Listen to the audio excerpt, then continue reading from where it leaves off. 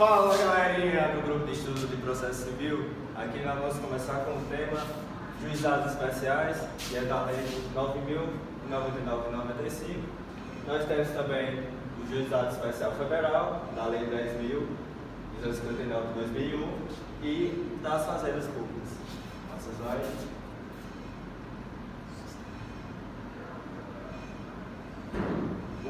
Como eu falei, os juizados especiais eles se dividem no especial civil, criminal e a das fazendas públicas. Passar. Nas considerações iniciais, nós temos os juizados especiais, compreendem os juizados especiais civil e o criminal, na lei 9.099/95, e o federal, como tem no início, da 10.259/2001, e da Fazenda Pública, na Lei 12.253/2009.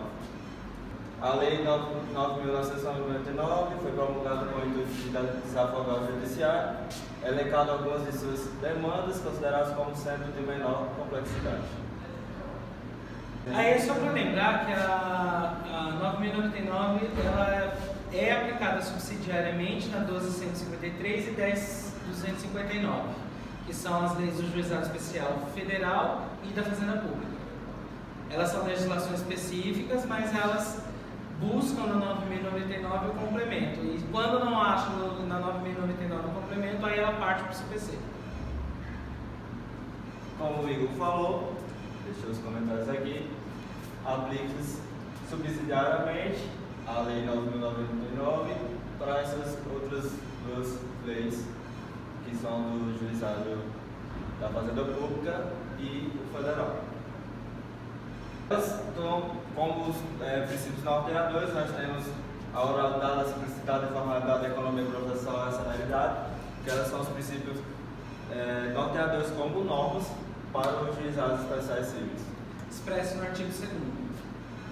E aqui, como podemos ler, os preceitos constitucionais dos órgãos do Poder Judiciário, aqui no artigo 92, no inciso 7, e com o artigo 98 também, inciso 1 da Constituição Federal de 88, e também temos da Constituição Estadual, né? 89, o artigo 94, inciso 7, 8, inciso 8. E aqui nós temos a competência do JEC, que é o Juizado Especial Civil, os artigos 3º e 4º da Lei 9.099/95, as causas de até 40 salários mínimos vigentes, ações de despejo para uso próprio, ações de concessórias para valores dentro do teto de 40 salários mínimos e as previstas pelo artigo 235, segundo do CPC antigo, que vai ser melhor explicado posteriormente. Os 40 salários são teto, juizado especial civil, cuidado porque é só do juizado especial civil esse teto de 40 salários. Deve ser fixado que a competência para 40 salários mínimos é só do juizado especial civil. Já os outros, o federal e o de Fazenda Pública, já é diferente. Ele vai até 60 salários mínimos. Aqui tem? É no próximo. E aqui a gente tem o geral, que é do especial civil. Aqui, vou ler aqui. Em determinados momentos em que este teto poderá ser superado conforme a previsão do CPC antigo. Como eu falei, o 275, ele está previsto no 1063 do atual CPC, do 2015, em que vai ter Vamos superar o teto. o valor superado do teto, de até 40 salários mínimos. Assistência dos advogados é opcional desde que as causas sejam até 20 salários. Mais de 20 salários tem que ter obrigatoriamente o advogado. Então, até 20 salários, jus postulante, a parte pode ir sem nenhum problema, sem nenhum prejuízo. Mais de 20 salários, obrigatoriamente tem que ter a presença do advogado. Como o Igor falou, até 20 salários mínimos não precisa da presença do advogado. ultrapassando os 20 salários mínimos, já precisa obrigatoriamente a presença do advogado. E no caso das multas, ainda que os valores referentes às multas poderão ser somados com a condenação, ou seja, ela pode somar com a condenação e se ela ultrapassar os 40 salários mínimos, ela pode ser possível, mesmo que ultrapasse. Aquela observação que você fez do juizado especial civil, 40 salários e 60 salários para juizado especial federal.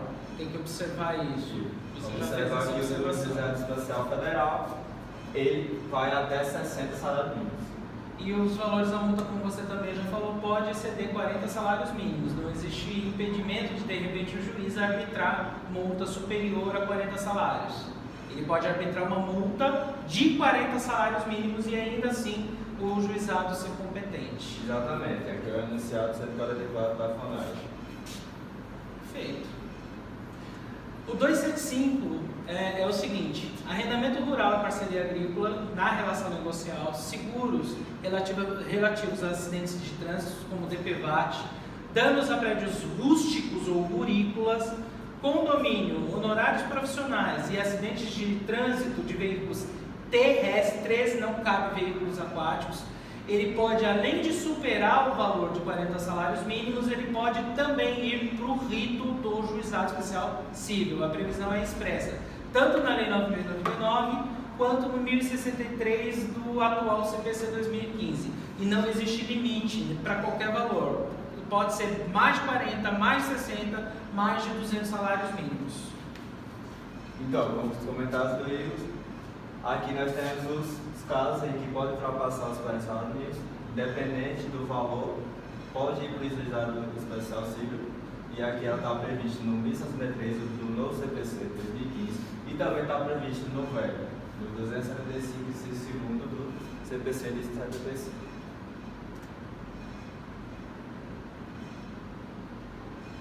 Agora, ele é a incompetência, ele não pode julgar. Aqui, conforme o parágrafo 2º do artigo 3º da Lei 9.099, o que é incompetente, que não vai ser julgado pelo juizado especial civil. Aqui o de natureza alimentar, falimentar, fiscal, interesse da fazenda pública, acidente de trabalho, resíduos, que são aqui bens os remanescentes de bens legados, que por morte do beneficiário, em virtude de cláusula expressa, são restituídos à pessoa designada pelo testador. Ou seja, natureza falimentar, natureza familiar, natureza sucessória não cabe. A observação ali no interesse da fazenda pública é o seguinte: a 9.099 no juizado especial civil não cabe. Cabe no juizado especial da fazenda pública, que no caso da fazenda pública tem uma competência exclusiva quando tem no território. Tem juizado especial dentro da comarca, então ali vai ser a competência exclusiva, tá? Aqui não tem, por exemplo, aqui na região não tem, aqui em Juazeiro não tem juizado especial da fazenda pública. Qual é a vara competente? A vara competente é a civil comum. E os procedimentos especiais também, né? Que aí vai para o rito comum também, não entra no juizado especial civil. Ação monitória, por exemplo, é rito comum.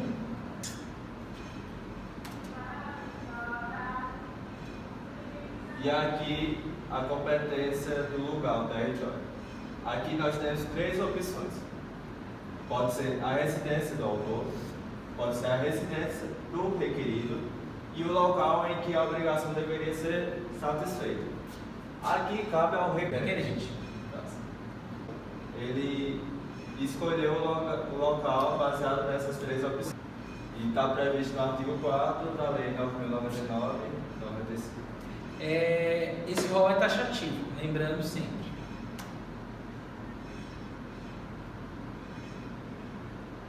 Esses efeitos fazem demorar um pouquinho, mas é legal.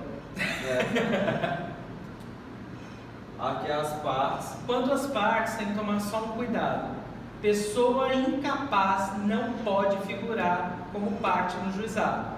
Então, maiores de 18 anos vai ser sempre parte dentro do juizado. Menor de 18 anos não pode ter ação dentro do juizado, porque o juizado não comporta representação. É a questão aqui da capacidade plena. A pessoa tem que ser maior de 18 anos. Ela sendo menor, ela não pode ser representada.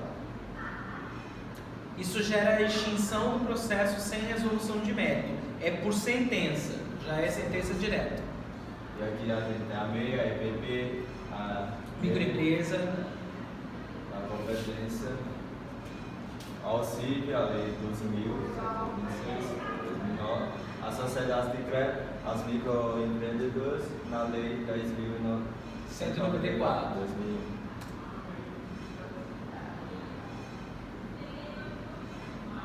Só uma atenção, juizado especial não comporta pessoa jurídica de direito público, empresas públicas e sociedades de economia mista da União, podem ser, mas com cuidado. A empresa pública não vai para o juizado especial civil, vai para o federal. Sociedade de economia mista pode ir para o juizado especial civil. As empresas públicas e sociedades de economia mista de estados e municípios podem figurar como parte no juizado especial civil. E a federal? A federal só a sociedade de economia mista. Ou seja, eu nunca vou ter como parte no JEC União, Estado ou município ou Distrito Federal. São os entes da administração direta. Da administração indireta, eu tenho só a sociedade de economia mista. E para frisar o que a gente tem falado da capacidade plena, a gente tem aqui, não se admite assistência nem intervenção de terceiro. Que inclusive é expresso na lei no artigo 10. Comentário? Sim. Quanto à questão é o seguinte, nulidade ela só vai poder ser evocada quando houver prejuízo, ou seja, eu tenho que ter consubstanciado prejuízo, tá? Todos os atos processuais eles se convalidam facilmente desde que esteja alcançado o objetivo finalístico. Por exemplo, se eu não citei a parte e a parte esteve presente em audiência, o ato está convalidado. Ou seja, não posso invocar nulidade diante disso. Quanto aos pedidos, sempre de maneira simples, com os requisitos mínimos elencados pelo artigo 14 e dentro do contexto da secretaria, que aí é a parte exercendo o jus postulante. E se ambas as partes comparecem à secretaria, ainda que não tenha sido designada a audiência, ela vai poder ocorrer conforme o artigo 17. Dando continuidade, vou falar um pouquinho sobre citação e intimação. A citação deverá ser enviada sempre mediante AR em mão própria, isso é regra, contendo dados necessários para a pessoa física ou jurídica exercer sua defesa. É incabível a citação por edital na fase de conhecimento, conforme o parágrafo 2º do artigo 18. Contudo, na execução, a citação editalícia é permitida, conforme o FONAGE enunciado número 37. As intimações serão verificadas no mesmo modo, podendo ainda serem promovidas mediante qualquer outro meio idôneo, e-mail, WhatsApp, telefonema, atendidos os princípios que regem o rito, contanto que haja previamente uma justificação. Existe um enunciado do FONAGE dizendo que esse qualquer meio idôneo, salvo engano, é o enunciado 33 do FONAGE. Pronto. Dei uma olhadinha no FONAGE. 33, FONAGE. Hashtag FONAGE. Em relação à contestação, a gente deve ter uma atenção à contestação e ao tempo de sua apresentação. Isso se deve porque o juizado especial, em regra, não terá audiências fracionadas. No mesmo momento em que ocorrer a conciliação, poderá ser imediatamente encaminhado ao juiz competente para o julgamento. Em outras palavras, a audiência É uma. A audiência no juizado especial é uma. Assim, deverá a parte apresentar no momento da audiência conciliatória a contestação e os meios de prova que pretendem utilizar. Não se admite reconvenção no juizado especial.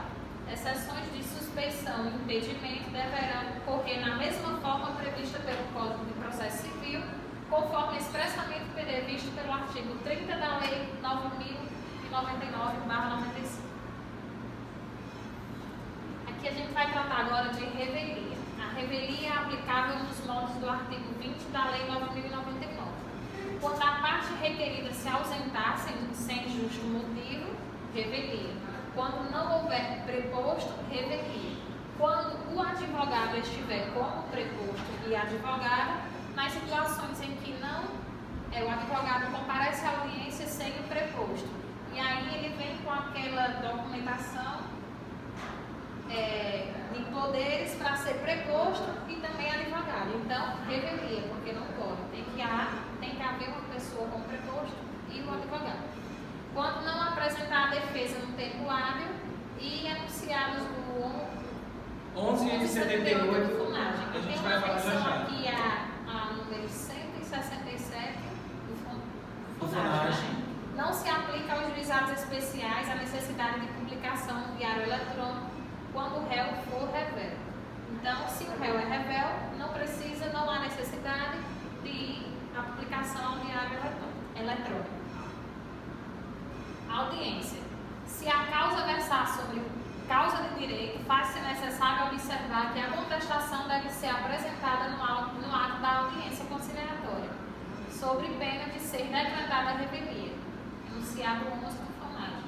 Não há necessariamente um rigor ritualístico a ser aplicado à audiência, podendo, por exemplo, o autor falar posteriormente ao réu. Por questões de prazo, geralmente se adota a organização da audiência de instrução, conforme preceitos esculpidos no artigo 358 do CPC. Contudo, se a causa estiver versando sobre fatos e direitos, poderá a parte apresentar a contestação até a audiência de instrução e julgamento. Caso ela tenha sido particionada, né? Isso, conforme enunciados 10 do FUNAG.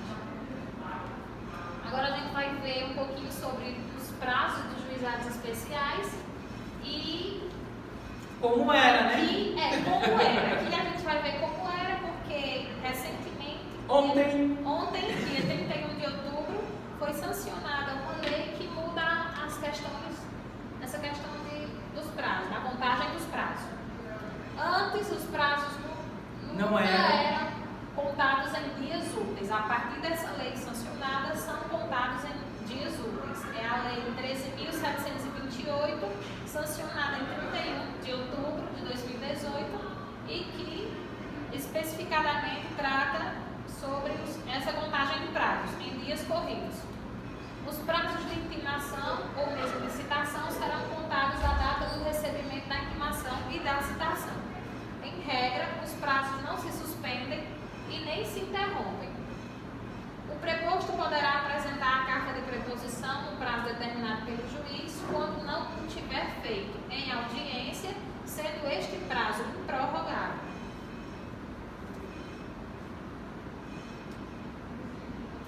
Agora vamos ver recursos. Recurso inominado.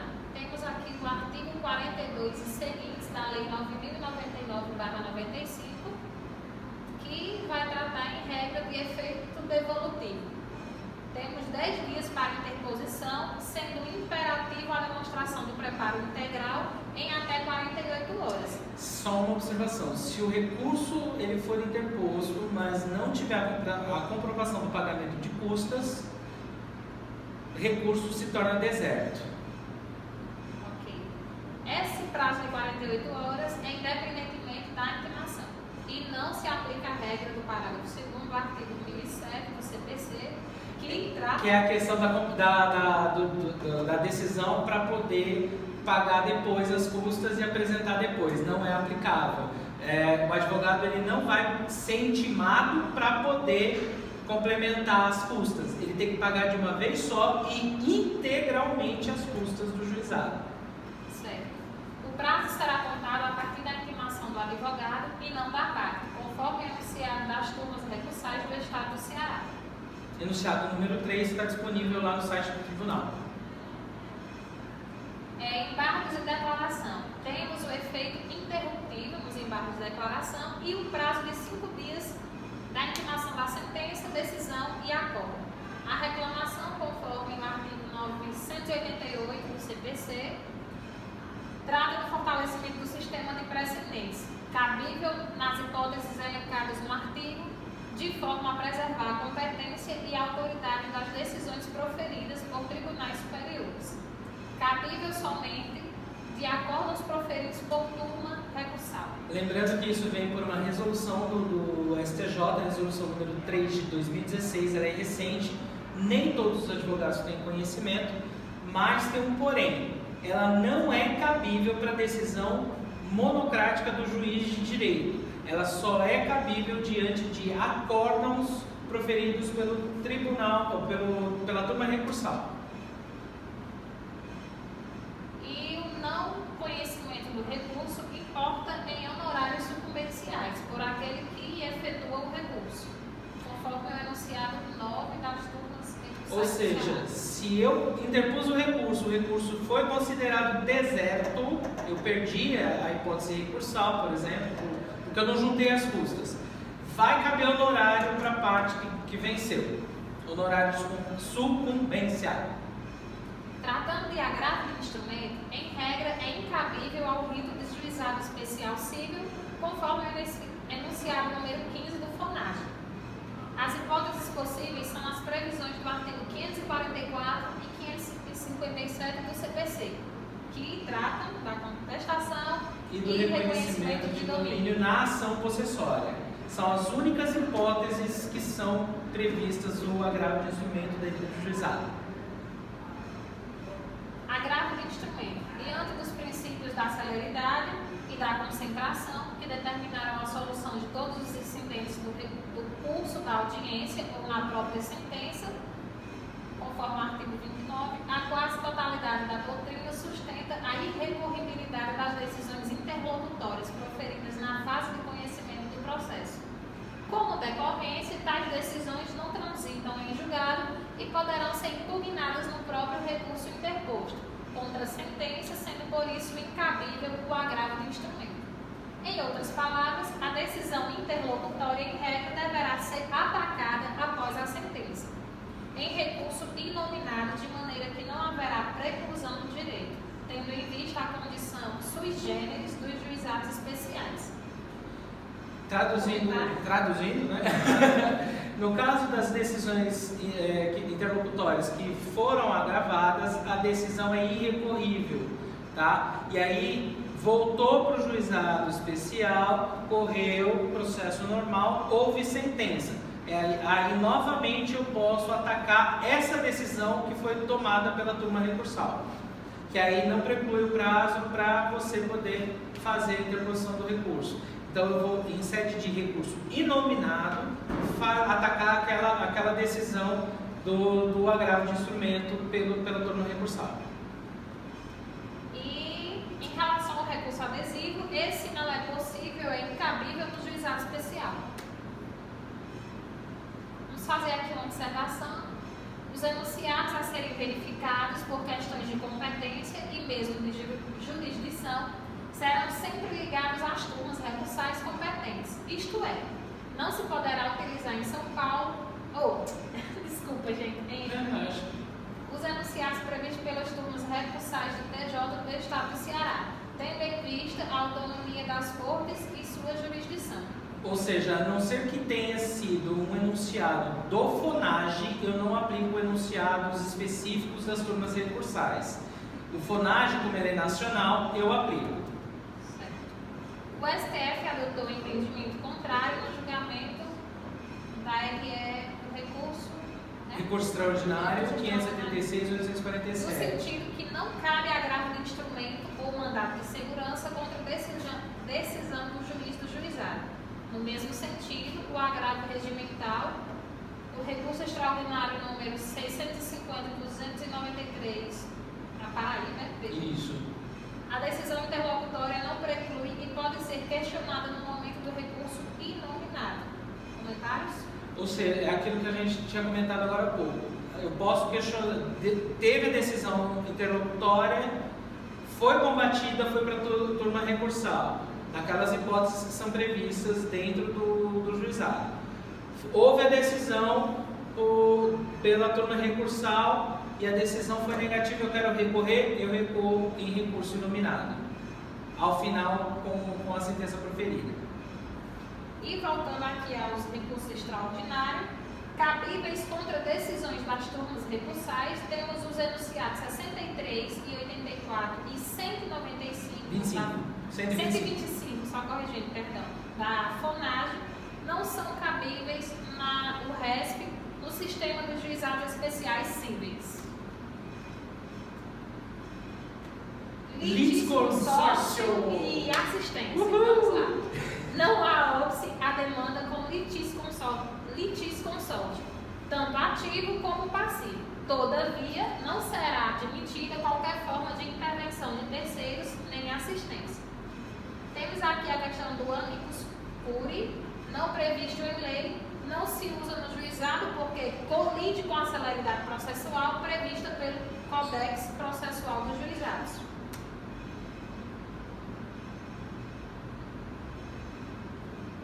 Alguns pontos importantes a serem tratados em relação aos honorários sucumbenciais, que está previsto no artigo 55. Em regra, não são admitidos na fase de conhecimento, assim, ainda que se peça no pedido inicial, não serão arbitrados. Serão devidos na sentença do processo cognitivo quando houver litigância de má-fé. Ou então, seja, sempre só que cabe houver honorário. litigância de má-fé, serão devidos Os honorários. os honorários sucumbenciais. Cumprimento de sentenças serão arbitrados